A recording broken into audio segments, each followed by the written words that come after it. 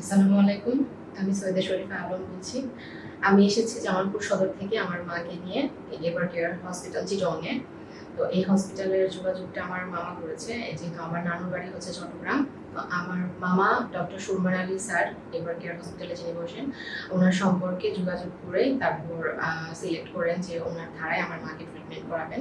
তো এখানে আসার পর থেকে উনি যথেষ্টভাবে আমার মাকে ভালোভাবে ট্রিটমেন্ট করাইয়েছেন। ওনার অ্যাপেন্ডিসাইটিসের ব্যথা ছিলেন গত ২ বছর আগেই ব্যথাটা উঠে। তারপর রিসেন্ট এই মাসের ফার্স্ট উইকেই ওনার ব্যথাটা আবার তীব্র হয় জামালপুরেই। তো আমরা জামালপুরে কিছুটা ট্রিটমেন্ট করিয়ে তারপর এখানে শিফট করেছি যে ভালো ট্রিটমেন্টের জন্য এখানে নিয়ে এসেছি।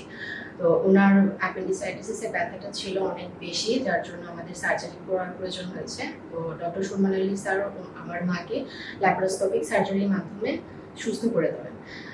একদিনের মাঝে উনি গতকালকে ল্যাপারোস্কোপিক করে আজকে আমাদের রিলিজ করে দিচ্ছেন। আমরা একদিনের মাঝে আমার মাকে বাসায় শিফট করতে পারছি ওনার ট্রিটমেন্টের মাঝে রেখে।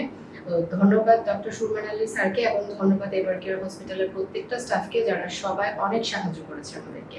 মানসিকভাবেও অনেক সাহস দিয়েছে এবং তারা তাদের ট্রিটমেন্টের মাধ্যমে তো একদিনের মাঝে আমার মা সুস্থ হয়ে বাসায় শিফট হতে পারছে।